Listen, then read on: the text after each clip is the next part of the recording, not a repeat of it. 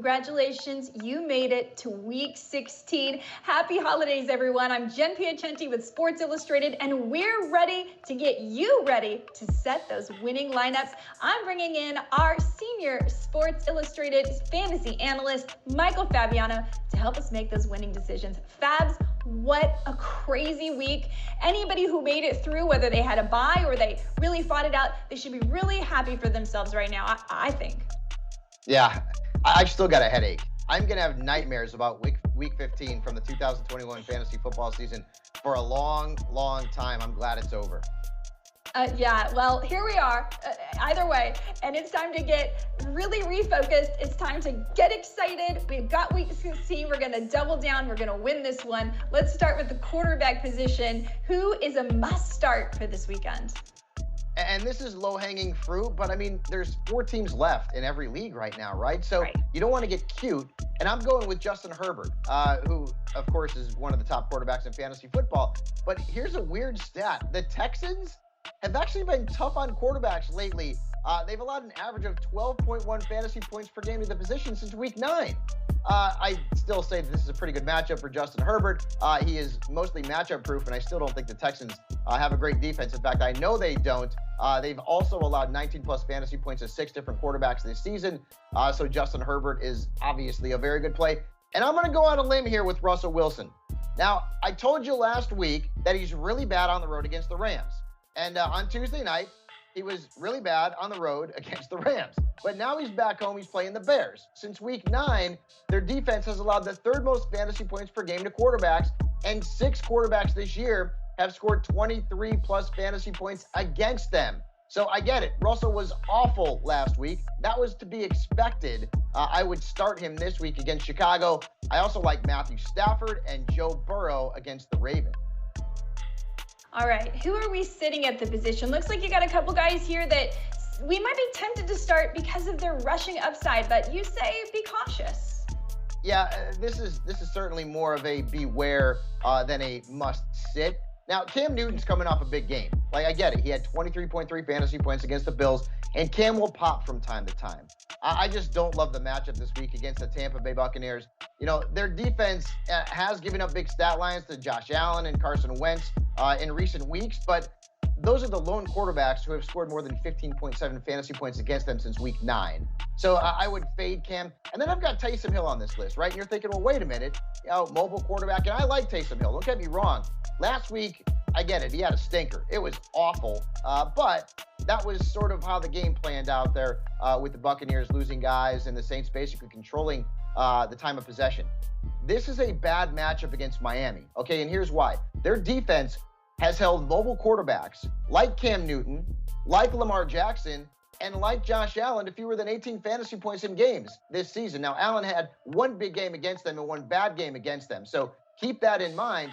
At risk for me is Taysom Hill having to throw the ball a little bit more because Miami's defense, again, has been very tough on mobile quarterbacks. So if you start them, I would temper expectations. I also don't like Tua Tagovailoa in that game and Derek Carr going up against the Denver Broncos. All right, let's roll over to the running back position. You got a guy on the list that you can probably grab on your waiver wire, and we finally saw great James Robinson this week. No Urban Meyer. Can we expect that again this week? I've got my fingers crossed, Babs. It's the Jets. Listen, Duke Johnson just had the best game of his career, and you know, he hadn't been on a roster all year long. So, I mean, this is a great matchup for Robinson. You know, last week, 45% of the touches, 17.8 fantasy points against the Texans, and this matchup is spectacular. The Jets have allowed 25 total touchdowns and the most fantasy points to running back, so Robinson is in my top 10 at the position this week. And then Jen mentioned it, right? A guy who you can pick up off the waiver wire, Ronald Jones. He's going to see a bigger role in the Buccaneers offense this week because Leonard Fournette is going to be out, right? And also keep in mind, Chris Godwin out, Mike Evans injured. So they may have to lean on Ronald Jones against the Panthers. They've allowed 13 plus fantasy points to 4 different running backs in their last 3 games. So Rojo off the wire into your starting lineup for the fantasy playoffs. I also like David Montgomery and DeVante Williams this week. I like those guys too. Now, at the running back position, if we have the luxury to sit somebody, it looks like there may have been a bit of the of a changing of the guard in Los Angeles. Maybe Darrell Henderson's is still a little bit injured, but it really went away different than a lot of people expected last night. I was fortunate to have Sony Michel in my lineups, but for those people who had Darrell Henderson, should they be concerned? Yeah, no question. This is why I didn't want Darrell Henderson, because number one, the guy always gets hurt. Although he's talented, that injury proneness has now, at least based on what we saw against Seattle, lost him the featured spot in that Rams backfield. So we saw Sony Michel, who had a 40% touch share, and Henderson was at 16. That's not good. Michel also averaged over 5 yards per carry. So I don't know if the Rams coaches are just a bit down on Henderson because he's been banged up, he can't stay healthy, but it looks like Sony Michel is the top guy in that backfield. And even though the matchup this week is really good, I don't think I can trust Darrell Henderson if the usage continues to be what it was against Seattle. And then Myles Gaskin. And we were all happy that Gaskin came off the COVID-19 list. Oh, this is great. He's going to play the Jets. It's going to be an amazing matchup. Yeah, Duke Johnson ended up being the guy. And Gaskin played 17.2 in terms of the touch percentage last week. That's not good. And now he's got the Saints, and their defense has allowed the 5th fewest fantasy points to running back since week 9. So not only do I not like Myles Gaskin, man, I don't know that I can trust Duke Johnson this week as well. I'm also fading A.J. Dillon and Devonta Freeman for the Ravens. Yeah, you could be asking yourself that as far as the waiver wire. I would say do not spend any of your fab on Duke Johnson. I can't see that being worth it when there are a lot of other people out there. I think it would be more beneficial to go after someone like Justin Jackson because Austin Eckler's a little banged up. That's a much better matchup. Maybe Jeffrey Wilson's available. Of course, Craig Reynolds, who we talked about. But Duke Johnson, I can't do it. I can't do it. You guys step away from that. Let's go over to the wide receiver position. T. Higgins is a start. And, of course, Antonio Brown. Who does Tom Brady have left, right? Exactly. We'll start off with Higgins. He was bad last week, right? Between him and Jamar Chase, I think they scored like 6 points. Anyway, it was brutal, right? But that was against Denver. Now they've got the Ravens, okay? That defense is much more generous to wide receivers, allowing 9 touchdowns and the 5th most fantasy points per game to that position since week 9. They've also allowed the 5th most fantasy points per game to wide receivers who line out wide, which is where Higgins runs most of his routes. So keep the faith in Higgins. And then you mentioned Antonio Brown. Now, we assume he's going to be back this week. And we've said it all along. Mike Evans is banged up. Chris Godwin is out. Leonard Fournette is out. So Tom Brady's got to throw the ball to somebody. I understand that he's 33 years old. He hasn't played since October, but the volume of targets could be there. And he's also a guy that's got a really good rapport with Tom Brady. So Brady's not going to be afraid to throw him the football. So AB could actually be available in some leagues because people dropped him because he'd been out so long. And there was talk that maybe the Buccaneers were going to cut him.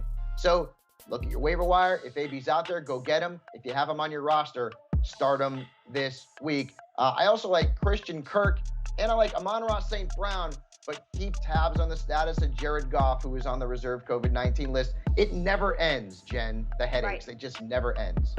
It never ends. And, of course, Jared Goff has the potential to clear in time for the weekend. But then again, maybe he doesn't. Tyler Lockett was having symptoms. We don't know all the details here. So you just have to keep up to date. Every minute, si.com/fantasy. We'll keep you up to date. Follow us on social media. As far as sitting wide receivers, you got a couple guys on this list that I think are going to be in the flex conversation for a lot of people, and they're going to have to make some tough decisions. So tough defenses for both Chase Claypool and DeVante Parker. You're not liking the prospect there.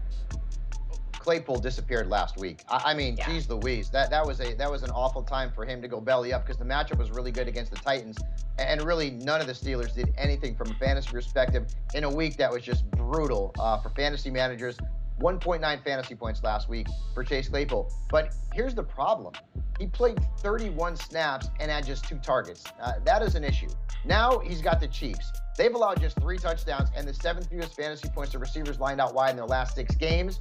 I can't trust Chase Claypool this week against Kansas City. And I can't trust DeVante Parker either. I told you to start him last week. He had a huge game. But this week he's got the Saints, and Jalen Waddle should be back from the COVID-19 list, which means that there will be fewer targets for DeVante Parker. And also keep in mind the matchup is much tougher against the Saints. Their defense has given up 14.6 or fewer fantasy points to all but 2 wide receivers in their last 6 games. So this is not a great matchup for DeVante Parker. I also don't like Hollywood Brown in standard leagues. In PPR, I think you can play him with confidence. And then Kenny Golladay, if he's still on your roster, you're probably not still alive. And if he is, folks, he needs to go onto the waiver wire. He's been very bad this season. Yeah, you can't keep Kenny Golladay around. I think he has less catches in the end zone than Trevon Diggs this year. Nah, he's been awful. Yeah, terrible signing by the Giants. Unbelievable. All right, let's head over to the tight end position now. This is a terrible position. We sweat over it every week, but last week, if you had a stud tight end, you probably advanced. I mean, we had monster performances from Travis Kelce, Mark Andrews, George Kittle, Dallas Goedert, Dalton Schultz, Hunter Henry. I mean, it was tight end appreciation week. Can that happen again? And if it does, who's going to do it for us? Well, let's hope, right? And Rob Gronkowski is at the top of my list. And this may be obvious, but his actual numbers in fantasy have dropped 3 straight weeks. He had a ton of targets last week, though. He had 11. Unfortunately, he didn't really do much with those targets. But again, this is one of those situations where you don't have Godwin, you might not have Evans, and Gronkowski clearly has a very good rapport with Tom Brady. We know that for sure. So even though the matchup's not great on paper, I think because of the volume of targets could be right around 8, 9, or 10 for Gronkowski, you absolutely have to play him this week. And then I also like Zach Ertz. We told you to play him last week. He had 11 targets, 13.4 fantasy points. We know DeAndre Hopkins is out, and he's got a good matchup on Christmas Day against the Colts. Their defense has allowed the 5th most fantasy points in tight ends week 9, including giving up 25.6 points to Hunter Henry just last week. So Zach Ertz should potentially give you a few Christmas presents for your fantasy football team. I'm also starting Dallas Goedert, and hey, Kyle Pitts, 2 straight games, 11 points. Doesn't seem like much, but at this point, we'll take it. You know, Zach Ertz going to Arizona unlocked both Goddard and Ertz, and we need more gifts like that from the fantasy gods. It's the holiday season. Come on, help us out here. All right, who are we sitting at the tight end position this weekend? And I just mentioned Hunter Henry. And I get it. He had a huge game. You maybe have to play him. I get it. I understand totally. So this is more of a beware, right, than anything else. He had failed to score before this past week 9.9 fantasy points in 5 of 6 previous games. All right, so the numbers had not been there. He had 4 games with 4.3 or fewer points, and now he's got the Bills at Gillette Stadium. They've allowed just one tight end to put up more than 12.2 fantasy points against them all year long, and Hunter Henry had no points in Week 13. I get it, that was a strange game with the weather, but I would really temper expectations for Hunter Henry, and I'm also going to bench Tyler Conklin. He was a hot ad off the waiver wire a few weeks back, but he's really failed to meet expectations. He's actually failed to score more than 6.5 fantasy points in 4 of his last 5 games, during which time he's seen more than 3 targets just once. That's not good. The matchup's not great against the Rams this week as well, so Conklin needs to go on your bench. Also keep in mind, Adam Thielen could be back this week, which would mean fewer targets in the passing game. I'm also going to pass on Evan Ingram, even though the matchup's great against the Eagles because, well, the Giants just are not good. And Boston Moreau, he had a good game last week. Totally get it. The Broncos have been one of the toughest teams against tight ends all season long, so don't chase the points. All right, guys, there you have it. Now, we have to let you know, of course, things are changing constantly, and we're going to have all of that information at SI.com Fantasy. You got to check who's on the COVID list, who's off the COVID list, what are the status of injuries, are games being moved. There are lots and lots of moving parts. We have filmed this video on Wednesday. We've given you the best information that we can on Wednesday morning, but things will be changing, so stay up to date with us at SI.com/fantasy. In the meantime, hit that subscribe button right now so you don't miss a single video from Michael Fabiano about his start and sits or my waiver wire, because we still have 1 week left, because you're going all the way, baby. You are taking home this fantasy football championship. Follow us at SI.com/fantasy.